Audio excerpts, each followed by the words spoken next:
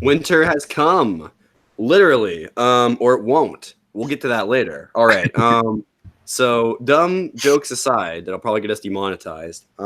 If we could even get monetized, whatever. Can you demonetize a non-monetizable video? Can they do that to a video? I don't know, but anyway, they probably can. Bum, bum, bum. I think I just challenged them. Now they're gonna find a way. But all right. So YouTube jokes aside, this was an insane episode of Game of Thrones. I'm not even going to spend like long on non-spoilers here. Just give me like 2 sentences. What did you think of this episode before we get into spoilers? I thought it was a good finale to, eight seasons in the making. I thought it paid off a lot of things. I put in the description that this was the finale to one of the greatest shows of all time. People can disagree with me on that if they think the writing fell off, as a lot of people do. Seem to think that. And we're just going to be honest like we were last episode. We loved this episode, and nothing's going to change that. You may be like, oh, well, you haven't read the book, so you don't have a real understanding. I'm in the middle of book 1 right now. I have had the books since I finished the 6th, 7th season about a month ago. I haven't read them yet because I have really not been reading a lot lately. But I do have an understanding of what the book writing is like because I wanted to do my research before we started doing videos like this. And if you can ask Charlie, I do the same thing with Marvel stuff. I spend probably an hour after he sends me stuff looking stuff up, even if he just wants to know one little thing, And I'll find all this information that, yes, you could have found, but you know that I'm willing to go and do the research, and I'm interested in this stuff, and I might just know it off the top of my head. Now, people will probably disagree with me on this. I believe this was more than bullet points that George gave them for this episode. He gave them this ending. And it felt like, to me, when he was still writing the show. All right, spoiler warning. I'm not even literally going to give you a warning. Stuff happens in this episode. I honestly, just come back. I mean, it's totally worth it. So we'll start off where the episode starts off. So there's a walk that's supposed to be kind of like, have you seen footage of like the aftermath of the Twin Towers falling, Charlie, where they have cameras of people freaking out of the aftermath of the destruction of what happened? Yeah. This felt like it was an homage to events like that happened in society once every so many years when some crazy terrorist attack, war, whatever happens, that changes the world and it changes what the face of the world's going to be like. And it was a defining moment for Westeros' history.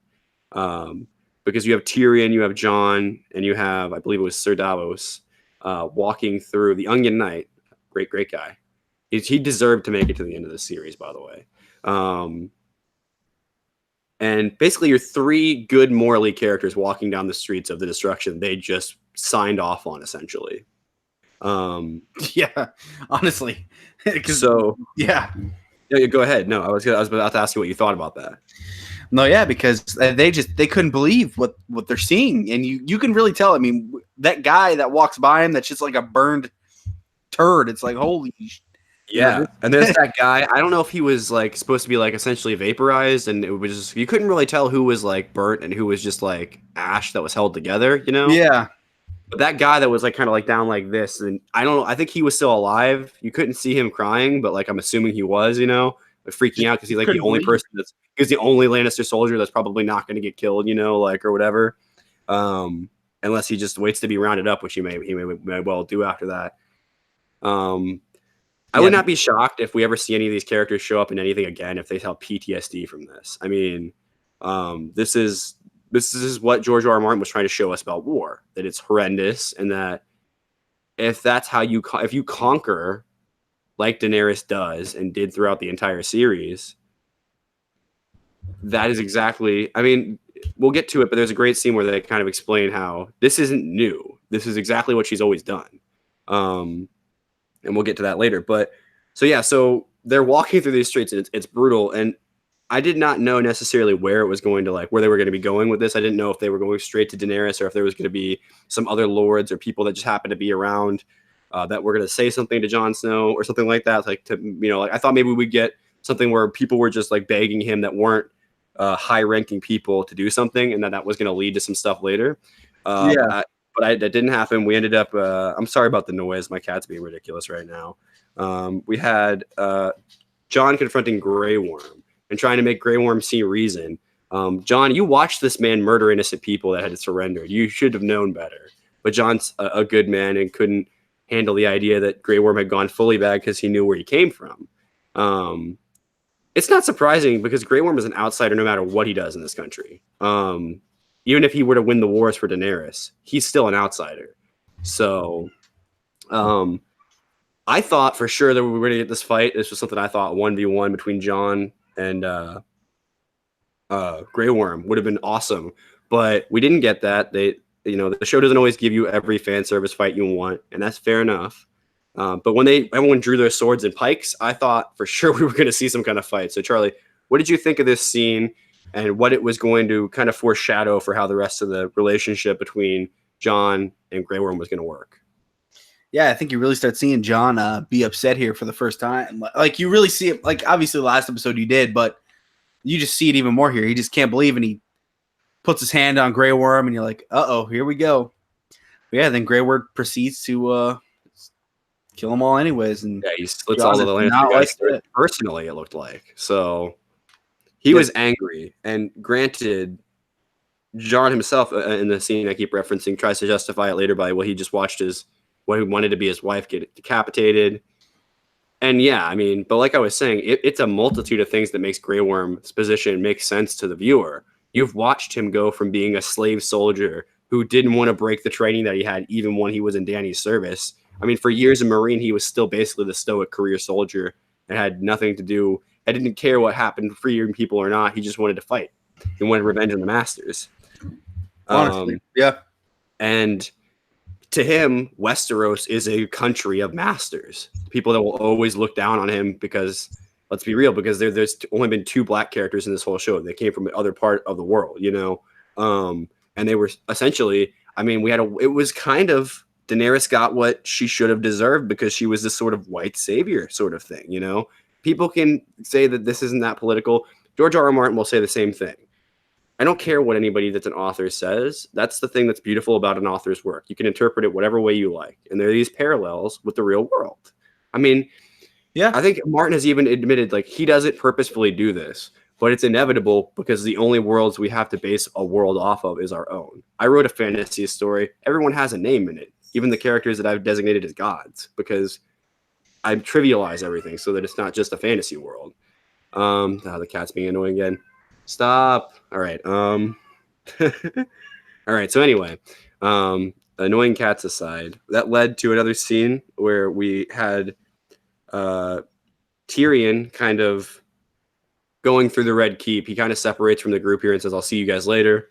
And he goes to try and find Jaime because he knows that, I'm assuming, his messengers and Essos never got anything. So whatever connections he had that were going to get Jaime out of there, it didn't pan out. So I wonder if it was Bronn he had, because Bronn probably would still turn for him at this point. But anyway, I don't think he would for Jaime, but I think he probably would for Tyrion because they're good enough friends. But anyway, so Tyrion finds the bodies. He finds the golden hand first, which I thought is a pretty poignant image because you see that and you realize, oh, he really is just gone. The guy that we kind of all had fallen in love with as a character because we wanted. And that is what George R.R. Martin means by a bittersweet ending for some of these characters. He doesn't get to be a good man. He doesn't get to be the thing he wants to be. He doesn't get to call himself the honorable knight at the end of the series like people thought that was going to happen. That is the fate of Jaime Lannister, a slave to his emotions more than anything. And this was meant to highlight that. So it's a powerful image when you see Tyrion, see them gone. That must be. I mean, he was already done being the hand of the king. You could tell he was done with this, but that really just set him into that next. Because he thought he could outthink Daenerys, but the truth is he couldn't control Jaime. He couldn't control Cersei. If Jaime had maybe not come to King's Landing, he would probably still be alive, and he would have just been on that council at the end with everyone else. Maybe not on it, but he would have at least been there to view what was happening. Like if you get one of the Tullys that's not been on the show in a few seasons, versus I mean it's craziness. It's craziness, Charlie. So Tyrion, now having decided that he's no longer going to serve Dany, arrives, as does Jon Snow. Jon Snow got like a warrior's welcome. He got the king's welcome here. I mean, like the equivalent of like, when Cersei was queen to Robert, not really queen, but like like, I think in the British politics, it's called like the queen consort or something like that. So he'd be like the king consort. He'd be like, because the Queen Elizabeth, that's queen now of England, I think had a king that was like that. It was some dude that wasn't actually the king, but was called king whatever because he was her husband or whatever. That aside, that was kind of what I think was the idea, was he was walking in to go and take it by her side. And I labeled this Dany declaring war on the whole world, because in High Valyrian, she basically says to the Dothraki, well, she says it in Dothraki, and then she says it in High Valyrian to the, which you always forget that the Unsullied speak High Valyrian, which is weird, but it's because they're from Essos. And Essos, that's where I guess they just speak Valyrian a lot over there. I mean, the Res Priestesses speak Valyrian. Like Thoros of Myr, whatever his name is, and Melisandre had a conversation with behind everyone's backs, with Beric as well, because he knew it as well. Because some Westerosi people know High Valyrian, but not very many. It's like mostly the Targaryens, I think. So Aegon Targaryen. He never gets called that at one point ever, which is cool. And he never becomes that ever. So that's. But yeah, so then after that, we have Tyrion throwing down the Hand of the Queen, like sort of like little identifiable thing that they've had for forever. And that means that he's quit essentially. And then she has him arrested by the Unsullied. And then she walks away with her guard to go and claim the throne in the Red Keep. So Jon then goes to meet with Tyrion, and Tyrion has this conversation. I kind of pictured a scene like this where it was either going to be Tyrion, a combination of like Tyrion and Varys and a few others maybe, or it was going to be Davos. Davos smartly doesn't get himself involved in the actual game itself. He'll help people along the way, but he won't try and, because the minute you start saying, I want this person on the throne, you're dead. So he's smart enough to not do that, because he almost got killed like several times for Stannis. So it turns out he meets Tyrion in his prison cell, which is a pretty good prison cell compared to what he was kept in the Red Keep in the last time. He was just kept in like a room at this point. Like he wasn't kept.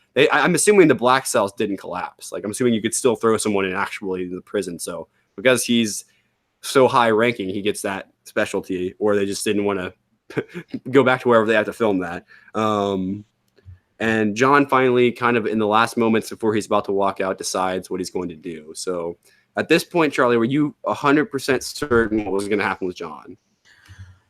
Yeah, you could tell he was, he knew what he had to do. I didn't know how or when he would do it, but yeah, you could tell something in him changed when he had that conversation. And so I don't think anything changed. I think he just came to his senses. I think he was blinded by the love, as gross as it might be, for his aunt, and I think it may have even shifted for him from the kind of love that he had for her when he met her to the love that he has for like his sisters, that he has for her. And but that same kind of love, doesn't matter which kind, that would prevent you from doing something that would want to harm them, Yeah. So he was just blinded, and it took the burning of a whole million people in a city for him to get it, So that leads to probably one of the, if not the best scene in the whole series. And we could change that after the next couple of scenes, because they're pretty good too. But Jon, the honorable, truest son of Ned Stark, because let's be honest, I don't know if it was you, someone pointed out to me that Robb broke one of his vows, so he's not as honorable as Ned was, no matter what. And that's how they got killed. Yeah, he broke the vow with. So he's not truly Ned Stark's son. He may blood be, but he didn't take by his father's example. He took by his mother's example.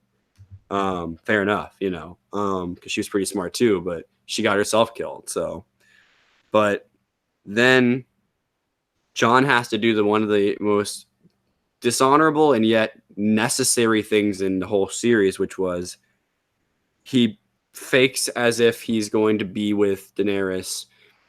Before we get to that, though, there was a great callback to a scene. I think it was in season 3. Yeah, House of the Undying.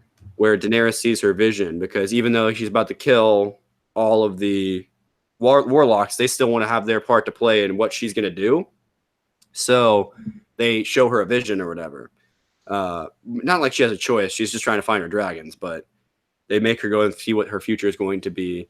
And in that scene, she turns away from the Iron Throne and finds Khal Drogo and her son. We didn't know what that meant. I mean, we kind of knew what that meant. We kind of implied that she was going to die before she ever got to the throne and go be with them. Yeah. Yeah, that's true in a way. Yeah. That was what some people thought, and some people thought other things. Some people thought maybe she was going to turn away from the throne and not want it. People thought all kinds of things could have happened. What ends up happening is she turns away from the throne to greet what she thought was going to be her husband. And let's go over this again. Dany believed that she was going to marry her brother one day when she was younger. This means nothing to her. Blood versus non-blood. Her parents were brother and sister. Tywin Lannister married his cousin. Jaime and Cersei were incestuous as well. It meant nothing to Westeros, to be honest, either. They would have looked at it weirdly like they did with Jaime and Cersei, but they were still ruling the country, so no one stopped them from doing that until Dany came along. So, but Jon wasn't okay with that because he was raised in the North, and the North is very different from the South in a lot of ways. And Jon decides that he would rather see the throne be empty for a time until somebody else can figure out what to do. And he chooses to kill the woman that he, too, I believe, still truly loved in one way or another. So this, I gasped twice in this scene, because at first I thought Jon was going to go with her and choose to be the king and not really be the king, but like rule by her side, you know? Yeah. Yeah. Yeah. And so, Charlie, what was your initial reaction? Because obviously I was shocked because I didn't know Jon was going to do this, because I didn't think he had it in him. I was stoked, man. I'm like, holy shit, he did it. I was like, I was pretty. I'm like you, I guess. I was like, that's what we wanted to see right there. You know, that's. Well, a lot of people were going to be upset if Arya was the one that did it, and I'm glad that they chose not to double down on that, because it would have made them look really bad, and it would have really not helped them with the whole Star Wars thing, because that's something Star Wars has been accused of too. So, not that it's a bad thing. I just think that's what people are going to accuse it of. You know, if Arya had gotten the kill on two major players, that would have been weird, you know? Yeah. And I think it kind of makes sense. It maybe doesn't necessarily have to be Arya in the books, but I don't think Jon Snow's going to kill the Night King. I don't think he gets both of those things either. I don't think he's a deserving enough character, because what has he done besides just be an honorable idiot the whole show? But anyway. I mean, he liberated the North, but he only did that because he thought he was really angry because the Night Watch killed him, so he didn't want anything to do with them. So he went and became essentially a king. But he didn't want it. I mean, his whole arc is he didn't want to be king. The man got what he wanted. So after Jon kills Dany, we have a kind of fade to black. Oh, sorry, backtrack. Drogon burns down the Iron Throne. That's awesome. I thought for sure Jon was toast in the literal sense, and that we were going to see a crispy Stark there. Well, he's not really a Stark. He's half Stark, half Targaryen, you know. And it might have been like, I don't know, cool to see if he could actually withstand the fire. I'm thinking the implication is he wouldn't have been able to, by the way it was shot. Assumedly, I don't know. He might have been able to. I don't know how the dragon blood works, to be honest. I don't know if you're like a generation off, or you're someone's cousin or nephew or whatever. Anyway, point being, we had we had the throne burned down and Drogon left, and that's mentioned in a later scene. So we had this sort of council put together, and I believe, I can't remember everyone on it off the top of my head. I'm going to try though. So we had. I got you if you can't. I remember. Okay, so I'm going to get as many as I can, and you fill in the blanks. So we had the Lord of the Armies of the Vale and his like head lieutenant. I'm assuming. I don't know. Because I don't know who that other guy sitting next to him was. I'm assuming it was a Vale guy, but I don't know. We had Lord Robin Arryn of the Vale. We had Yara Greyjoy. We had trying to think, who else do we have? We had something Tully, don't know his name, the cousin of Catelyn, I want to say, or some relation to her. The last of the Tullys, the Lord Tully or whatever he is. We had Lord Gendry Baratheon. We had Bran Stark, Arya Stark, Sansa Stark, Brienne of Tarth, and Samwell Tarly. I think I might have missed a few. you have all the lords and ladies of Westeros of the known houses, so of the big houses. So it's like, yeah, more or less. they all, So in this, they're trying to decide what they're going to do with the 2 prisoners that the Unsullied have taken. It's interesting that despite the fact that it was a Westerosi that killed the queen, he did not declare war. I'm interested to know why Grey Worm did not do that. You'd think he instantly would. The uncle, yeah. Appreciate your uncle. Chat. We're gonna get to some of these questions at the end. Oh, do we have people in the chat? Hey, what's going on, guys? But anyway, yeah, I'm sure I missed some of those people. You guys can correct me in the chat if you know. But yeah. But anyway, the whole point of this council, more or less, was to decide who was going to be king. We had Grey Worm basically saying, I'm not giving up my prisoners, so it ain't going to be Jon Snow.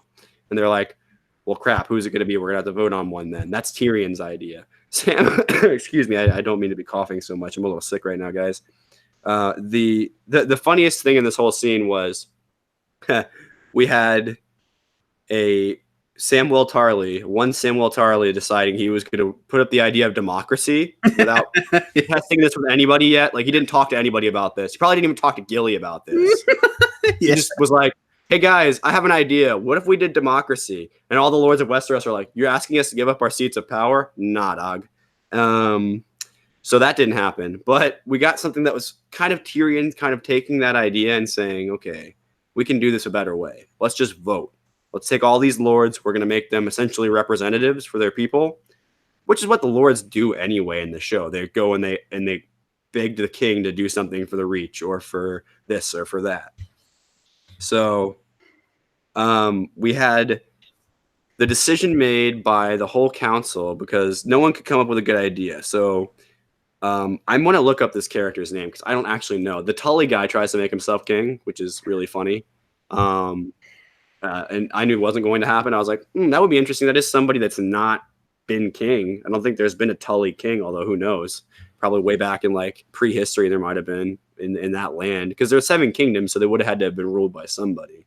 But yeah, see, they brought this guy up randomly a couple times throughout the show. I mean, he's related to Catelyn. He was one of the ones that was. You said yourself he was captured during the Red Wedding. So. It was him getting married. That's right. That's right. The phrase. I forgot he had to sacrifice because he didn't want to do it. I remember that. I actually liked his character at that point. He was one of Rob's bannermen. Yeah, he was cool. Yeah, he was because the Tullys were loyal, as was because I think the Blackfish was probably sending forces. He just couldn't come himself because he had to defend the Riverlands. He might have been keeping his people in the Riverlands, though. Well, didn't he die? Blackfish did die when the Riverlands got taken, yes, because they didn't take him with. They didn't fight, but they did kill the Blackfish for whatever reason because he didn't want to go down without a fight, whether his forces surrendered or not. But I think that's what happened anyway. Again, correct me in the chat if I'm wrong, but I'm pretty sure that's what happened with Blackfish. I know he died sword fighting like 3 Lannister troops or something like that. So. And they don't show him die. He just runs off into a corner like, "Hoya!" Literally. So anyway, the whole point of this council was to do the ultra mega super mega tournament edition twist that Bran the Broken was going to become Bran the First of his name, the king of the wait for it 6 kingdoms. Because wait a minute, Sansa Stark is now Queen of the North. Yeah.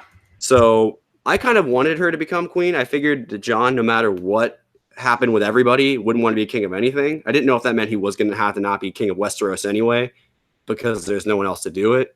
Some theories were thrown around like it was going to be Gendry. Maybe it was going to be Bran was thrown around a little bit. I heard that. I don't know what was leaked. I'm assuming that Bran was because I have people that were telling me that they read about Bran before the season came out.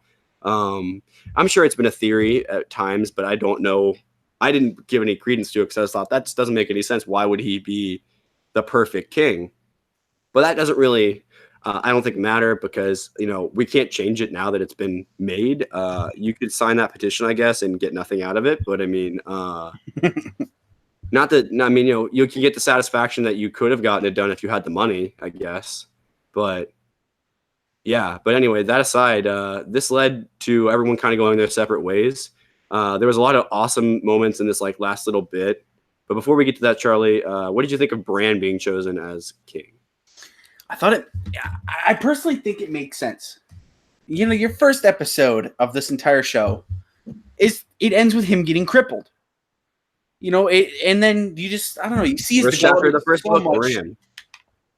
Yeah, you see his development so much. I mean, I could see where it's not the exact person people want it to be, but I mean, it's a show. If you go back to, I think, the stuff where he was talking with when he was talking with Bloodraven, the Three-Eyed Raven, I think he was kind of implying that he was going to go on to do bigger and better things than even what he was doing from the forest. The line of when he's like, "Why do you think I came here?" That got me. I'm like, dude, that's badass right there. He knows exactly what's going on to a degree. I don't know if he can tell the future, but he had an idea. Well, I guess he can see. Yeah, I guess he talks about he can see all of history. So I mean, yeah, I don't know if that means he can see the future.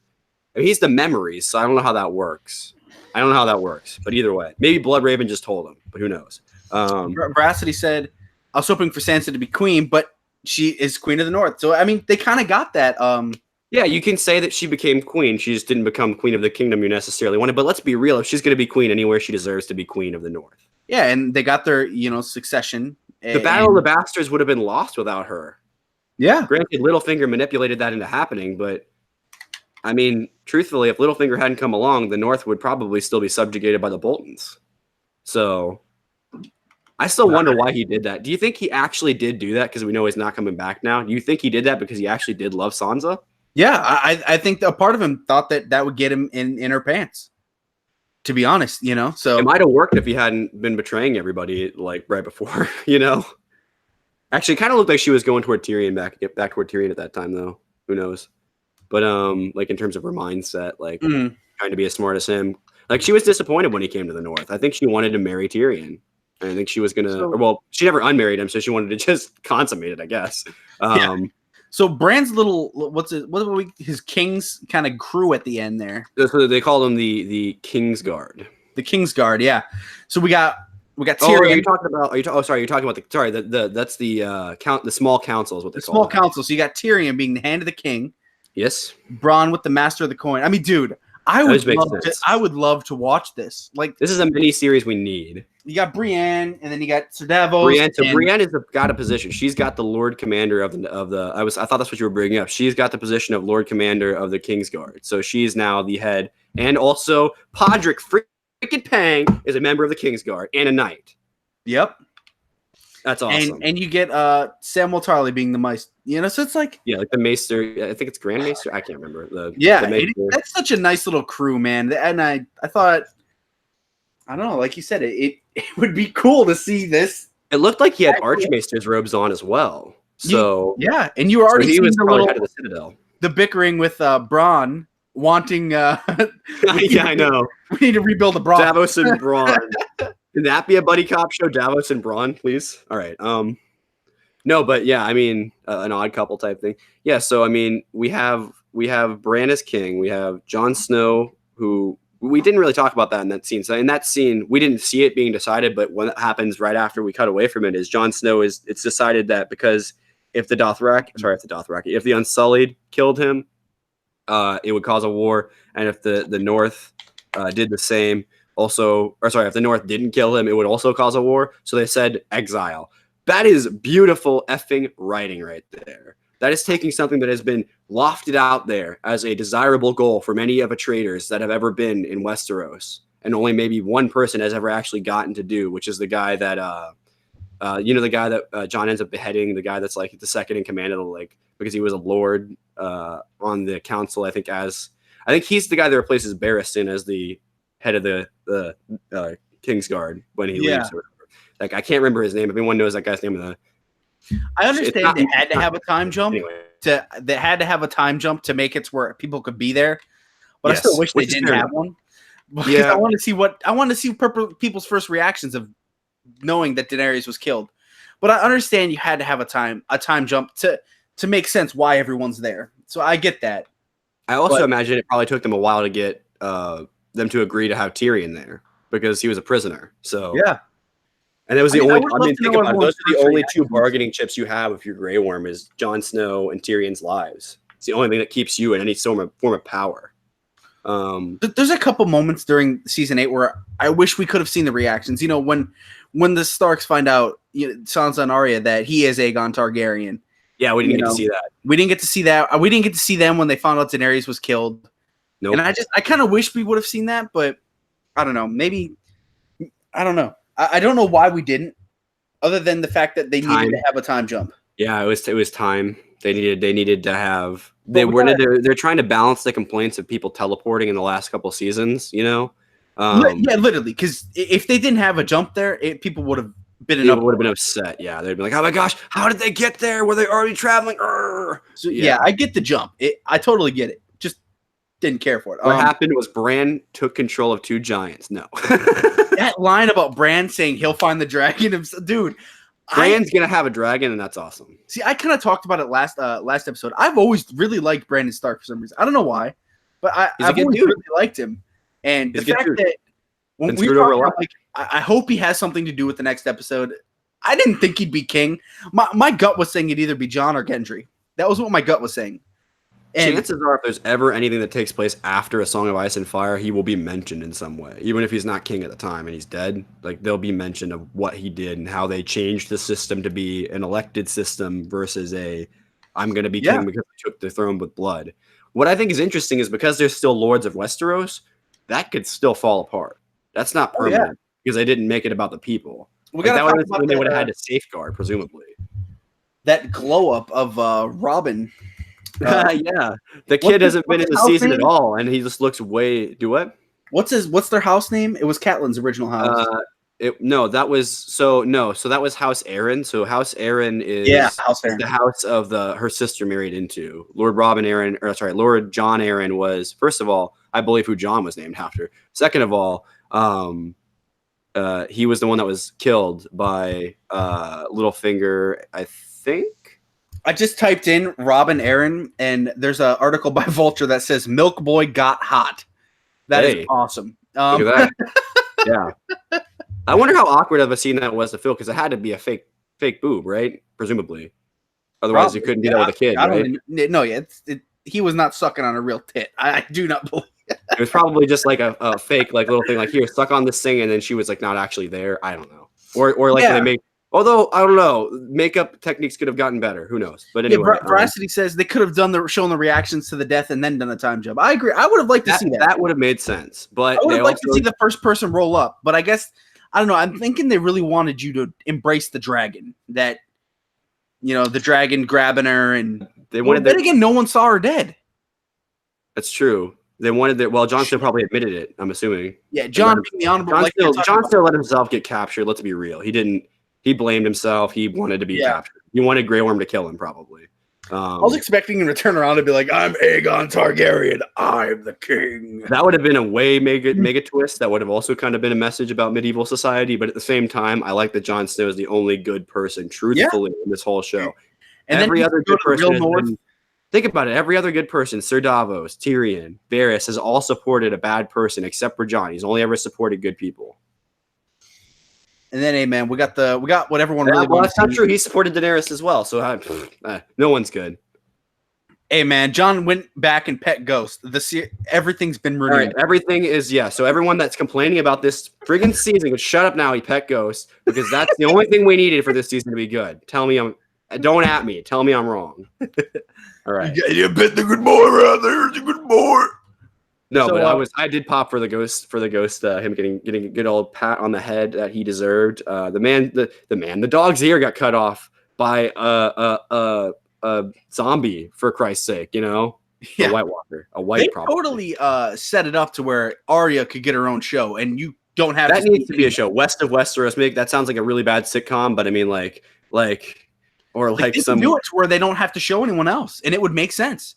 You don't have to have a single other person. You just got to have her. I honestly wouldn't mind if there was one other character that we could I don't know, someone else that would be there, but I don't know who it would be. So, but at the same time, I would like to see her get a cast of crew that she has in her ship, and they're just finding stuff, and it's more akin to when Leif Erikson was discovering stuff, not like Christopher Columbus, because she's gonna go down as the greatest cartographer in Westerosi history or something, Can't believe the show's done, man. Can't believe it. It's crazy. It's over.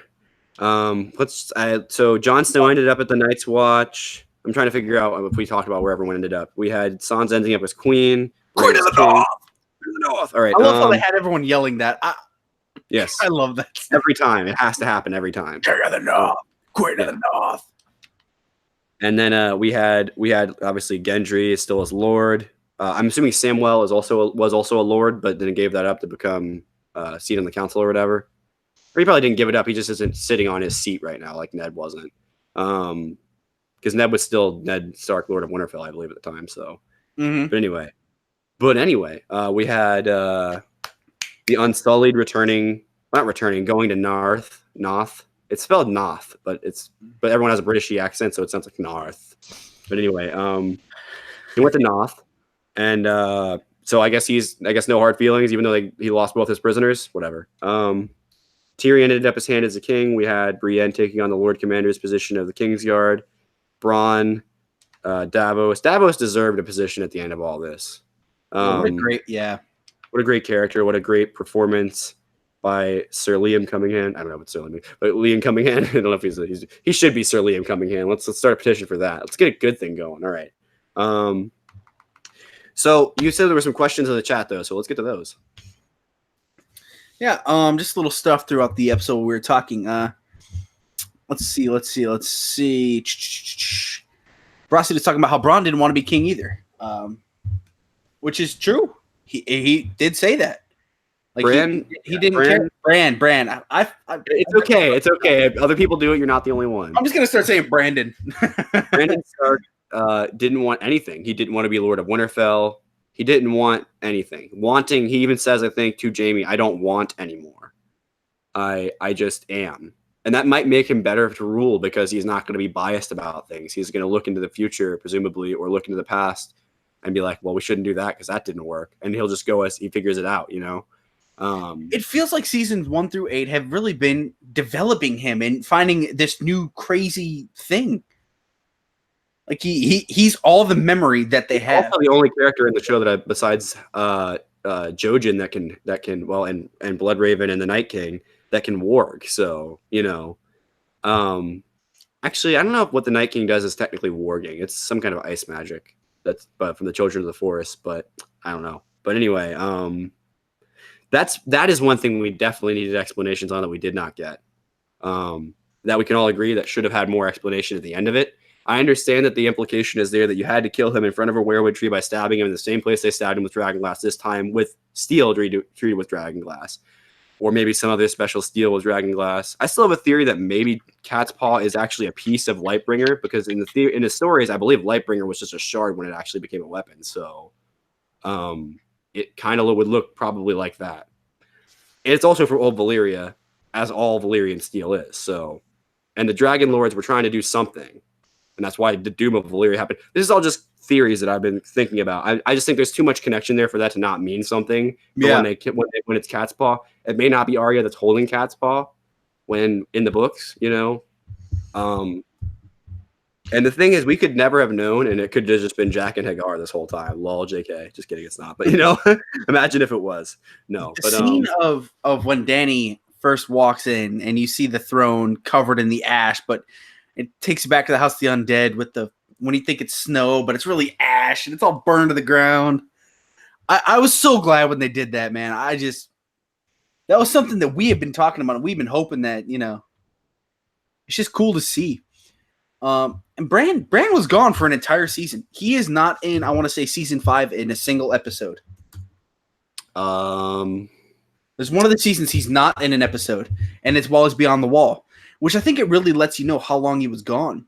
Yes, yeah. Season 5. He is not in season 5. Yeah, because season 5 was what? That was the wrapping up of the stuff with the Lord Commander, the Night's Watch stuff, and the beginning of people's story arcs starting to taper off.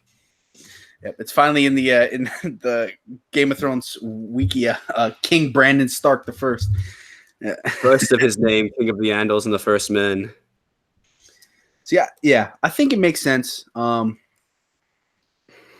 don't know. I guess you just gotta. I don't know. So were there any more questions in the chat that we can get to? No, pretty much nailed them all. All right, cool. So yeah, I mean, it was a good episode. I thought this series has been epic. I can't wait for the next 2 books to come out if they ever do. A Dream of Spring and Winds of Winter, not in that order, the other way, but I don't believe the rumor. I don't think anymore that the books are just going to be released all of a sudden. Excuse me, but if they were even written, if I had to guess, if any of that would be true, maybe Winds of Winter is really close and it's about to be released like in the next few years, and then he'll finish the other one because I can't see him. Because I think if I understand it correctly, the Dream of Spring is going to be wrapping things up. It's not going to be about whatever Winds of Winter is about. It's going to be finishing after that, which may be this stuff. It may be fleshing out what's going on with Danny at that point. And that's what a Dream of Spring is the idea that there is a horizon beyond just there being lords and kings of Westeros, that even people like Sam are already coming up with radical ideas. And that not everyone even cares what's going on in Westeros. Arya seems to not. She'll probably won't be back for a long time, you know. If ever, yeah. If ever, she might settle somewhere else. So, I'm still mad that Gendry only got to lay it to her once, but you can only get what you want once in life, I guess. That's pretty much it though. But make sure you guys, if you want to, we're planning on doing some sort of like, I don't know what we're going to do. Like I want to go back through some of the major episodes and talk about our thoughts on it if we can. So if you guys want to tune in for that, they probably won't be live. They'll probably be recorded, but we'll still do it. And that'll give us more opportunity to kind of expand our thoughts anyway, than just like what we initially thought and our initial reactions. But this was honestly, I'm so glad we decided to do these episodes because, it was something that I wanted to do as soon as I started watching the show, but I didn't know if you would want to watch the show, Charlie. I'm so glad you ended up liking it because it worked out. It worked out well. So make sure you guys like the video and subscribe and click that bell so you know when we go live like this, because we do live reviews of, well, not Game of Thrones anymore, but we do movies that we go and see and all kinds of various stuff, as well as if you want to check out news related to movies as well, check out the VE Movie News, which is a podcast we do on this channel. There'll be a new episode with the title for the first time coming out here soon. And we'll see you guys later. Later.